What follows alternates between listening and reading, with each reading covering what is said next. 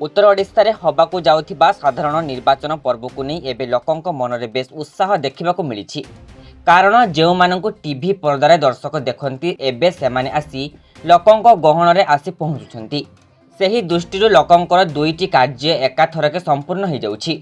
तेणु गोटे पटे बिजु जनता दल ओडिया अभिनेता अभिनेत्री मानकू आनी निर्वाचन प्रचार रे कार्यक्रम रे दायित्व देइतिबा बेले भारतीय जनता पार्टी तरफ आज बालेश्वर जिला को अनुभव महांती को पठाई जाइथिला।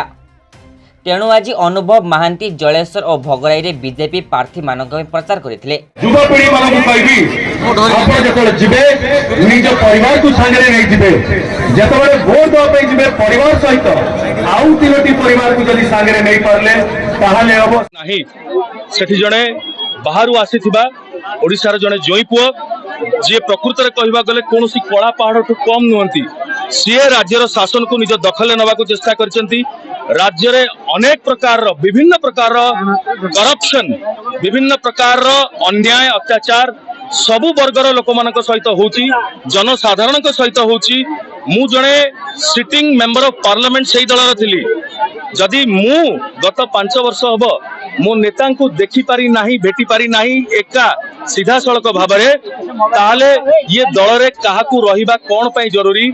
समस्ते निजर निज निजर माटी माँ को निज जीवन ठू बेसी भल पाऊ। आम माटी मार स्वाभिमान पई, आम माटी मार सम्मान पई, आमर ओडिशार संस्कृति पई, जगन्नाथ संस्कृति पई आमे निश्चित भाव में एथरक ओडिशा रे मध्य केंद्र भलिया भारतीय जनता पार्टी रो सरकार बनैबा इतिहास रचा हब 10 जून 2024 रे।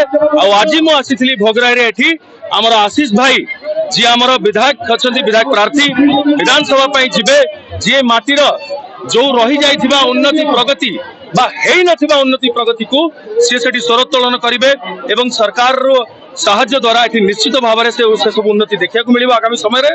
एवं ता सहित प्रताप षडंगी नना को लोकसभा रे जययुक्त करिवे पई अनुरोध करिवे पई आछि। एथरक पद्म जोड़िए आउ जितिबो भाजपा नरेंद्र मोदी जी सरकार एठी बनिबो, आपण मानकर ओडिसा वासींकर सरकार एठी बनिबो।